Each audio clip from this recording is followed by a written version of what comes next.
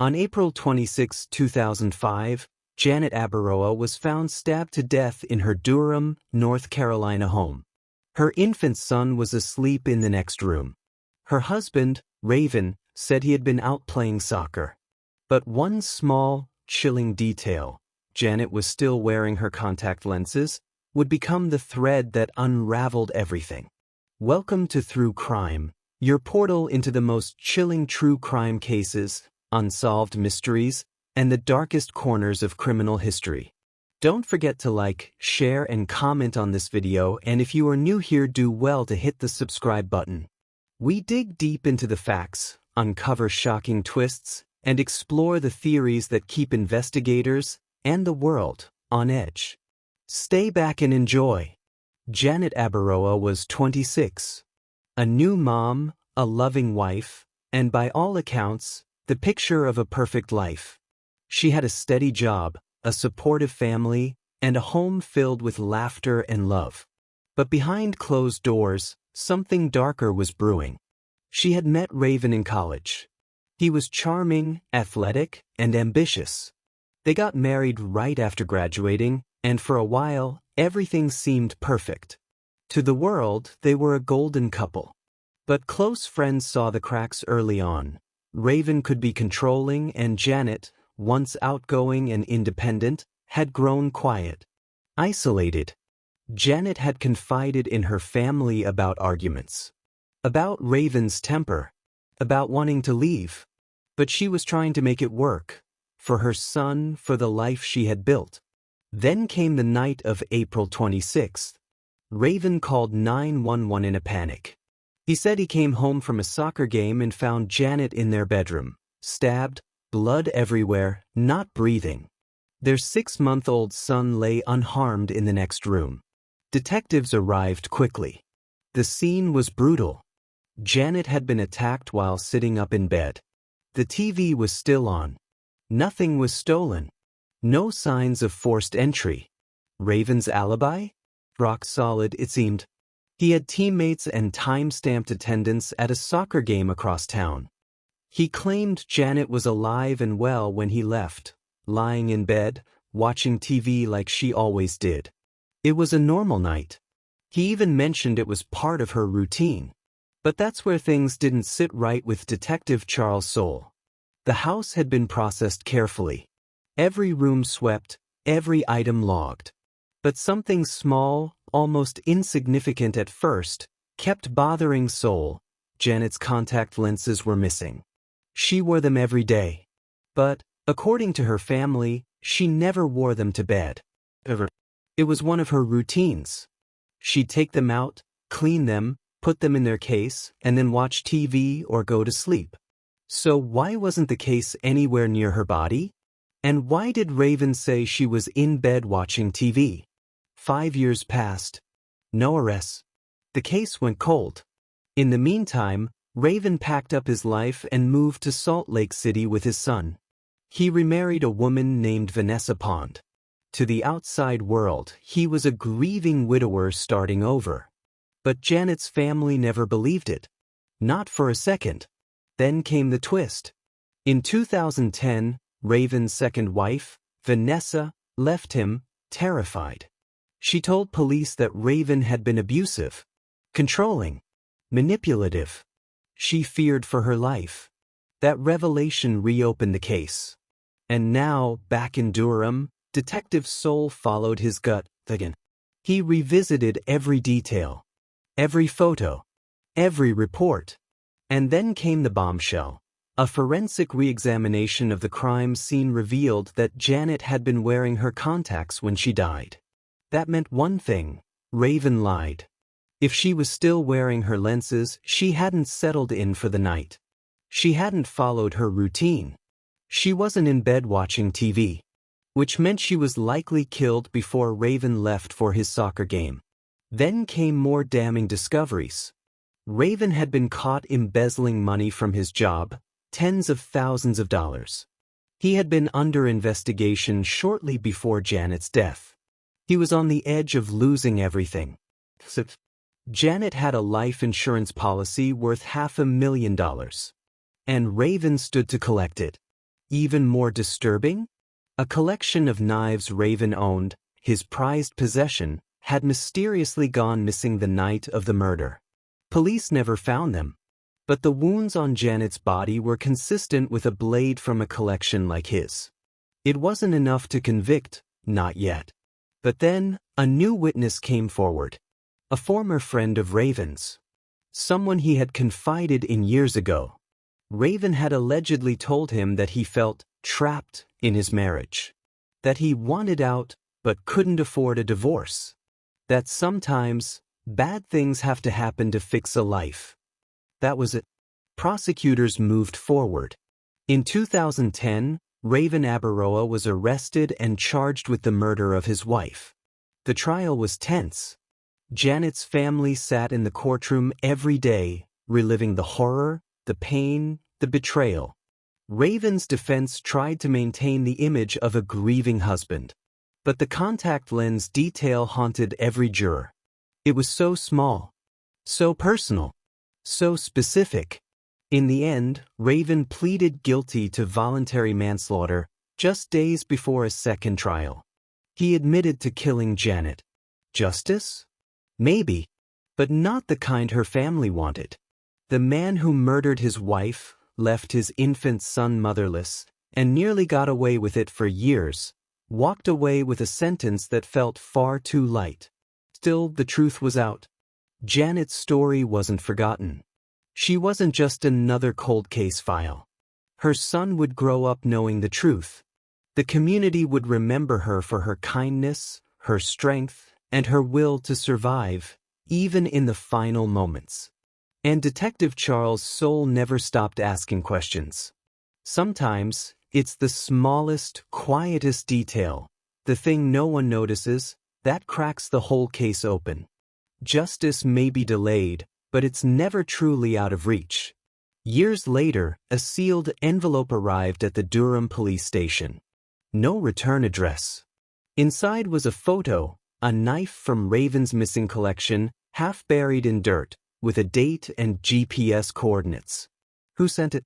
And what else did Raven Abaroa bury before the truth came out?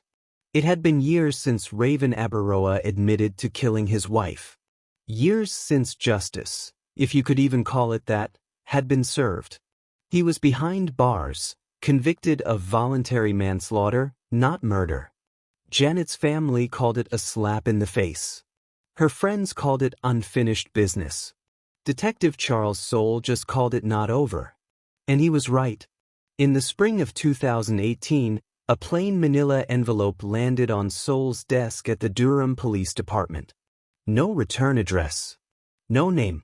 Just one line typed across the front. For Detective Soule, you were right not to let it go. Inside was a single photograph. It showed a muddy, half-buried knife sticking out of the dirt near what looked like an overgrown hiking trail. The timestamp in the corner read April 20, 2005, 6 days before Janet was murdered.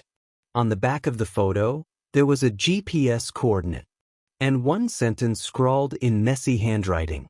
I saw him. I saw where he dumped them.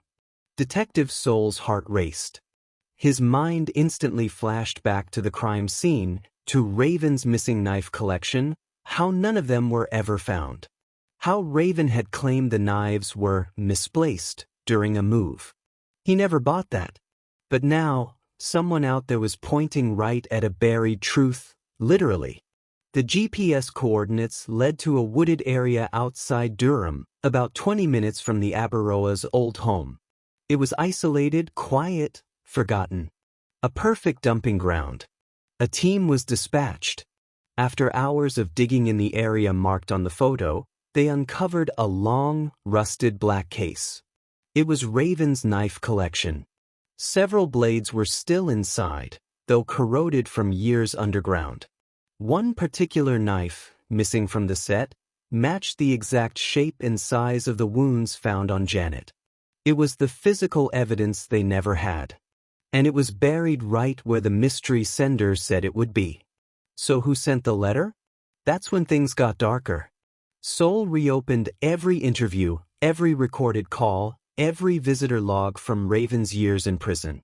And there was one name that kept popping up in the background: David Kirkland.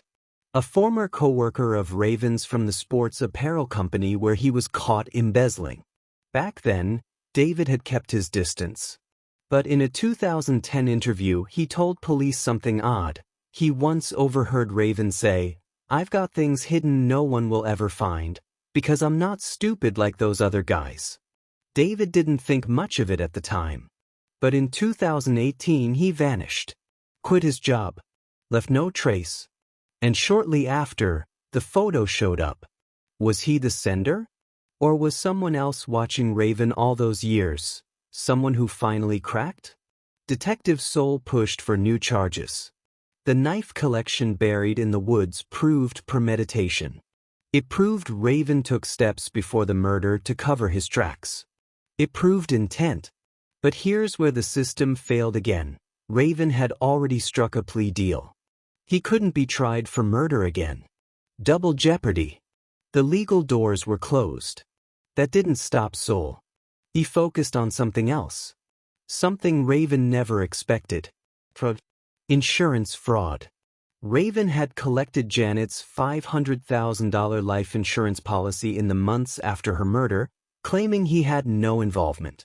But now, with evidence that he planned the killing, investigators had what they needed to charge him with defrauding the insurance company. The case moved fast. In 2019, Raven was charged with felony insurance fraud, financial exploitation, and concealment of material facts. This time, there would be no leniency. The state was coming for everything he had left. And Janet's family was there every step of the way. At the sentencing hearing, Raven looked smaller, hollowed out. A man with nothing left to hide behind. But it wasn't Raven's statement that rattled the courtroom.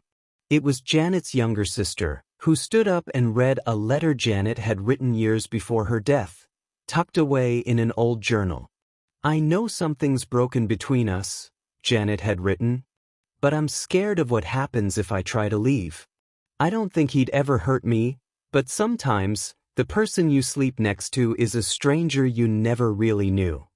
The room went silent. No one cried. No one moved. It was the voice of a woman who had seen the storm coming, but never had the chance to escape. Raven was sentenced to 8 more years. Not for murder, but for stealing from the dead. That the court could punish.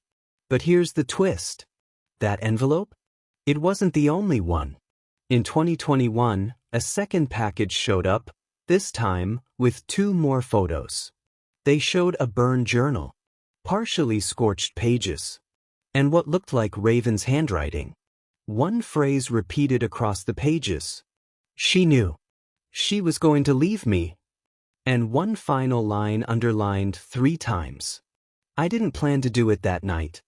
But she pushed me." The pages were singed, unreadable in places. But the signature? The truth always leaves a trail, even if it takes years to find it. Justice doesn't always come the way you expect, but sometimes the smallest pieces left behind by the dead are louder than any scream. One of the scorched journal pages had a smudge of blood, not Janet's, but an unknown male DNA profile. A match was found in the database, but not to anyone connected to the Abaroa case. The man had served time in Arizona. His record included aiding and abetting witness tampering, and in 2005, he was in Durham. So the question now is, did Raven act alone? The confession in Raven Abaroa's scorched journal had finally cracked open what many feared for years, that Janet's murder wasn't just a spontaneous act of rage. It was planned. But what no one expected was that he might not have done it alone.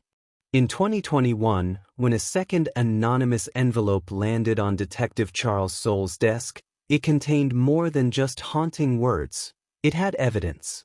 Among the half-burned journal pages Raven had tried to destroy, forensic testing uncovered a trace of dried blood. But it wasn't Janet's. It wasn't Raven's either. The DNA came back to Derek Klein, a man with a criminal record stretching from Utah to North Carolina. He had done time in Arizona for obstruction of justice, witness tampering, and multiple assault charges. On paper, he was just a thug. But the date that mattered most? April 2005, Klein had been in Durham.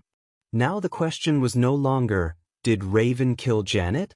The question was, who the hell is Derek Klein, and why was his blood on Raven's secret journal? Detective Soul reopened every archived file from the Abaroa investigation. Nothing had ever tied Raven to anyone named Derek. No phone records. No social media connections. Not even a whisper. But there was one curious footnote in the original case logs. A neighbor had reported seeing an unfamiliar dark green pickup truck parked across the street from the Abaroa home the night of Janet's murder. It was dismissed as random, but the description matched a vehicle registered to Derek Klein. Still, police had never followed that lead. Back then, all eyes were on Raven. So Soul dug deeper. Through a string of burner phones and employment records, he found a connection. Raven had briefly worked at a custom auto shop in Durham. Klein had done some off-the-books security work for the owner. Their names never appeared together on paper, but they were in the same place. At the same time. Now it made sense.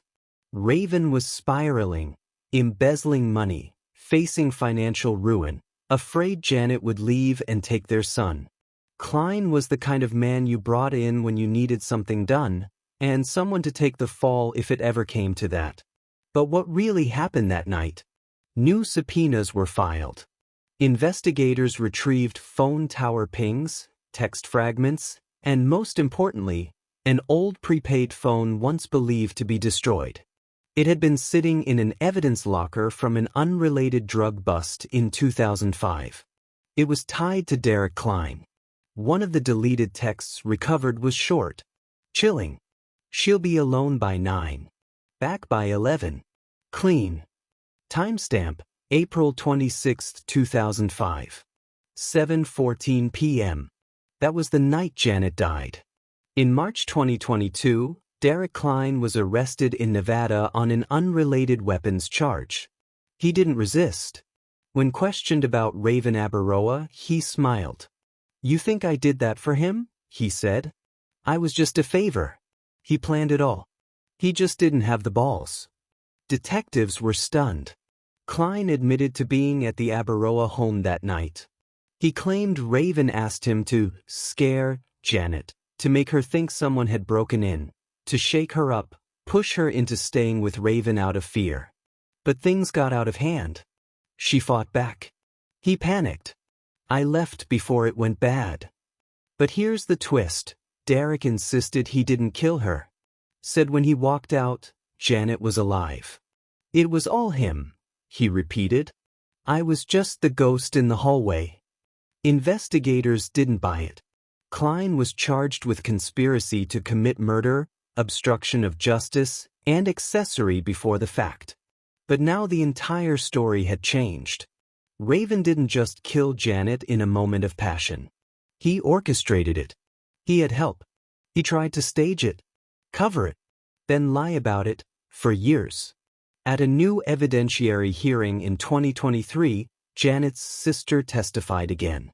She was afraid, she told the court, not just of Raven, but of what he might do. And now we know, he wasn't alone. The prosecutor showed jurors the knife set, the journal, and finally, the text messages linking Raven and Klein. The story that unfolded was sickening. Raven didn't just kill his wife. He baited her, manipulated her. And when that didn't work, he called in someone else to help do what he couldn't do alone. But there's one more secret. In 2024, while interviewing Derek Klein again, detectives asked a final question. Why bury the knife case if you didn't kill her? Klein stared at the wall for a moment. Then he said, "You think those were the only knives? Evil doesn't always come in the form of monsters.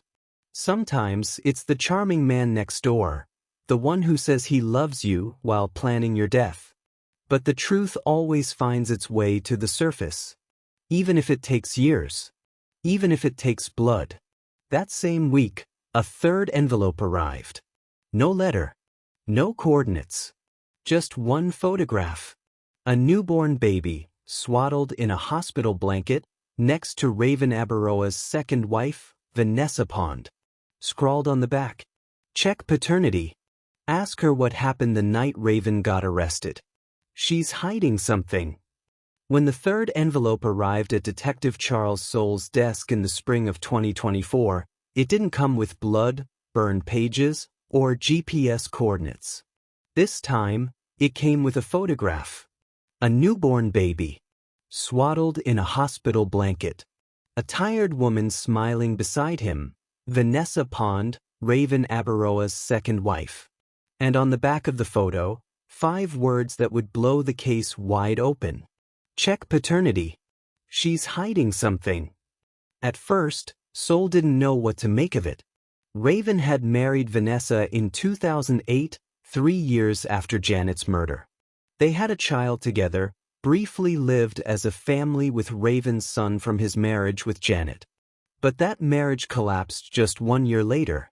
Back then, Vanessa had publicly claimed emotional abuse, paranoia, and chilling behavior that reminded her too much of the man Raven was accused of being. She left him quickly and quietly disappeared from public view. Until now. The photo had a date in the corner, March 2009, 1 month after Vanessa left Raven for good. So why was Raven in the hospital with her? And whose baby was it? Detective Soule pulled the birth certificate. The father field was blank. No Raven. No one. He contacted Vanessa. At first, she refused to speak.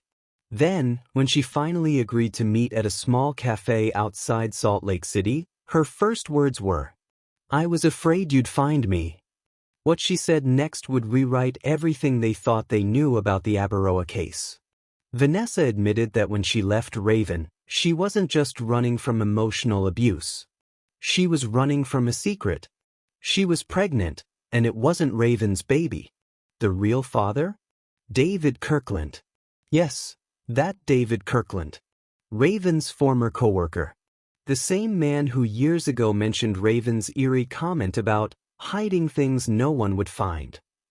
The same man who vanished in 2018, right before that first photo showed up. Vanessa said she and David had a brief affair while she was still married to Raven. They had connected at a church group. It had been emotional, short, and intense. When Raven found out, everything changed. He didn't yell. He didn't hit her. He didn't even cry. He just stared at her and said, "You think you're the first to betray me?" Janet tried too. She left the next morning. But then came the part that chilled Soule to his core. 3 weeks after Vanessa gave birth, she received an unmarked envelope at her door. Inside, a copy of her baby's birth certificate and a photo of her baby's crib, taken from outside her house. No message. Just the picture. She moved across the country that week. Changed her number. Never spoke of it again, until now. Detective Soule asked if she thought Raven sent it. She didn't answer, but her hands trembled for the rest of the interview. Soule dug into David Kirkland's disappearance again. No missing persons report. No digital footprint after 2018. The last ATM camera footage showed him withdrawing cash and boarding a bus heading west. Then, nothing. But here's where things twisted again. In 2024, a forest ranger found skeletal remains deep in the Uinta Mountains of Utah, partially buried under a collapsed hunting cabin. Dental records confirmed what Detective Soule feared. David Kirkland was dead. Estimated time of death? April 2018. Roughly 2 weeks after the first anonymous photo arrived on Soule's desk.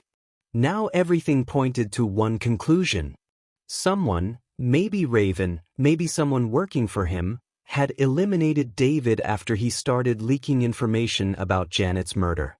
But if Raven was behind bars, how did the envelopes keep coming? And what else was Vanessa hiding? Detective Soul returned to the baby photo. He ran a new DNA test, one never done before. Not just to prove the child wasn't Raven's, but to compare the child's DNA to the blood sample found on the burn journal pages recovered from the second envelope in Part 2. When the results came back, Soul nearly dropped the file. The child was a 50% match to the blood found on the journal, which meant David Kirkland left that blood behind. He was the source.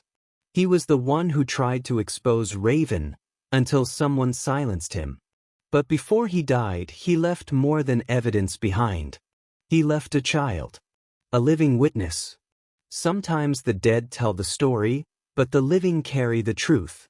Secrets don't stay buried forever, and justice has a way of returning even through the next generation. Just 1 week after the DNA results came in, a fourth envelope arrived. Inside were two things: a flash drive labeled 2005. And a handwritten note. You missed something in the basement. Look under the floorboard by the crib. That's where she wrote it. When the third envelope arrived at Detective Charles Soul's desk in the spring of 2024, it didn't come with blood, burned pages, or GPS coordinates. This time, it came with a photograph. A newborn baby, swaddled in a hospital blanket. A tired woman smiling beside him. Vanessa Pond, Raven Abaroa's second wife. And on the back of the photo, 5 words that would blow the case wide open. Check paternity. She's hiding something. At first, Soul didn't know what to make of it. Raven had married Vanessa in 2008, 3 years after Janet's murder. They had a child together, briefly lived as a family with Raven's son from his marriage with Janet. But that marriage collapsed just 1 year later. Back then, Vanessa had publicly claimed emotional abuse, paranoia, and chilling behavior that reminded her too much of the man Raven was accused of being. She left him quickly and quietly disappeared from public view. Until now. The photo had a date in the corner, March 2009, 1 month after Vanessa left Raven for good. So why was Raven in the hospital with her? And whose baby was it? Detective Soul pulled the birth certificate. The father field was blank. No Raven. No one. He contacted Vanessa. At first, she refused to speak. Then, when she finally agreed to meet at a small cafe outside Salt Lake City, her first words were, "I was afraid you'd find me." What she said next would rewrite everything they thought they knew about the Abaroa case. Vanessa admitted that when she left Raven, she wasn't just running from emotional abuse. She was running from a secret. She was pregnant, and it wasn't Raven's baby. The real father? David Kirkland. Yes, that David Kirkland. Raven's former coworker. The same man who years ago mentioned Raven's eerie comment about hiding things no one would find. The same man who vanished in 2018, right before that first photo showed up. Vanessa said she and David had a brief affair while she was still married to Raven. They had connected at a church group. It had been emotional, short, and intense. When Raven found out, everything changed. He didn't yell. He didn't hit her. He didn't even cry. He just stared at her and said, "You think you're the first to betray me?" Janet tried too. She left the next morning. But then came the part that chilled Soul to his core. 3 weeks after Vanessa gave birth, she received an unmarked envelope at her door. Inside, a copy of her baby's birth certificate and a photo of her baby's crib, taken from outside her house. No message. Just the picture. She moved across the country that week. Changed her number. Never spoke of it again, until now. Detective Soul asked if she thought Raven sent it. She didn't answer, but her hands trembled for the rest of the interview. Soul dug into David Kirkland's disappearance again. No missing persons report. No digital footprint after 2018. The last ATM camera footage showed him withdrawing cash and boarding a bus heading west. Then, Nothing. But here's where things twisted again. In 2024, a forest ranger found skeletal remains deep in the Uinta Mountains of Utah, partially buried under a collapsed hunting cabin. Dental records confirmed what Detective Soul feared. David Kirkland was dead. Estimated time of death? April 2018. Roughly 2 weeks after the first anonymous photo arrived on Soul's desk. Now everything pointed to one conclusion. Someone, maybe Raven, maybe someone working for him, had eliminated David after he started leaking information about Janet's murder. But if Raven was behind bars, how did the envelopes keep coming? And what else was Vanessa hiding? Detective Soul returned to the baby photo. He ran a new DNA test, one never done before. Not just to prove the child wasn't Raven's, but to compare the child's DNA to the blood sample found on the burn journal pages recovered from the second envelope in Part 2. When the results came back, Soul nearly dropped the file. The child was a 50% match to the blood found on the journal, which meant David Kirkland left that blood behind. He was the source. He was the one who tried to expose Raven until someone silenced him. But before he died, he left more than evidence behind. He left a child, a living witness. Sometimes the dead tell the story, but the living carry the truth. Secrets don't stay buried forever, and justice has a way of returning even through the next generation. Just 1 week after the DNA results came in, a fourth envelope arrived. Inside were 2 things: a flash drive labeled 2005, and a handwritten note. You missed something in the basement. Look under the floorboard by the crib. That's where she wrote it. The final envelope came quietly. No return address. No blood. No photo. Just a flash drive labeled 2005 and a handwritten note. You missed something in the basement. Look under the floorboard by the crib. That's where she wrote it. It was the last thread in a case that had haunted Detective Charles Soule for nearly 2 decades. And what it unraveled would bring the story of Janet Abaroa's murder to its shocking, final conclusion. The Abaroa house in Durham had long been sold. The family that lived there now had no idea it had once been the scene of a gruesome crime. With a warrant and an explanation that chilled the homeowners to the bone, Soule returned with a small forensic team. They found the spot immediately. In the corner of the nursery, the very room where Janet and Raven's 6-month-old son had slept soundly while she bled to death in the next room, there was a loose floorboard, sealed beneath years of dust and carpeting. Underneath, wrapped in an old baby blanket, was a slim red notebook. The handwriting on the front was unmistakable. If anything happens to me, Janet Abaroa. Inside were just 4 pages. 4 pages that explained everything. She had written them just 2 days before her death. Raven is acting strange again. He says he's sorry, but he's colder than ever. He says if I leave him, I'll regret it. That I'll never see our son again. He's staying up late with the lights off, just watching me. I feel like a prisoner in my own home. He found my birth control pills and flushed them. He says if we're truly married, we should trust God and not plan anything. I tried to hide them again, but he keeps finding them.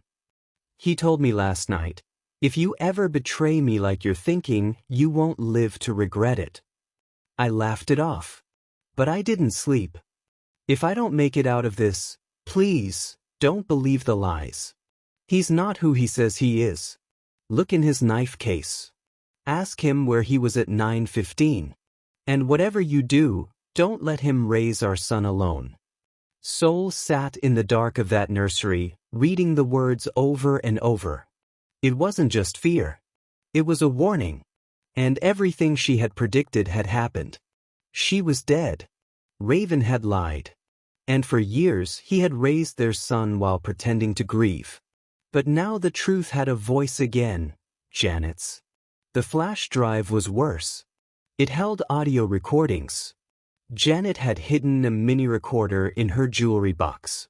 The files were time-stamped, dated just 1 day before her murder. In them, Raven's voice was clear. "You think anyone would believe you if you left? You think a judge is going to hand you my son after you say I hurt your feelings? You don't understand, Janet. If I can't have you, no one will. And if you say one more thing about leaving, you're going to end up exactly like that stray cat in the driveway." She had kept the evidence. She just never lived long enough to give it to anyone. With this final proof, the state reopened charges. Though Raven was already serving time, they now pursued a new charge: capital murder with special circumstances, murder for financial gain, and domestic terrorism under North Carolina's evolving legal code. Prosecutors also charged 2 former friends of Raven's, tied to the Klein connection, who had helped Raven destroy evidence and move the knife set days after the murder. A grand jury returned indictments in less than 48 hours. At the sentencing hearing, Janet's sister stood before Raven and read her statement. "You took her from us. You took her voice. But here's what you didn't take: her strength. Even in fear, she left behind breadcrumbs. And we followed every one." Raven said nothing, just stared. For the first time, the mask was gone. No tears. No sorrow. Just a hollow, empty man watching a life he no longer controlled. He was sentenced to life without the possibility of parole, plus 40 years for conspiracy and obstruction. The judge called him a predator who wore a husband's smile. Derek Klein received 25 years for his role. Vanessa Pond entered protective custody, raising her son far from the shadows of Raven's legacy. And Janet's son, now a teenager, was finally given the full truth about his mother. He asked to read her note. He kept it folded in his pocket at the trial.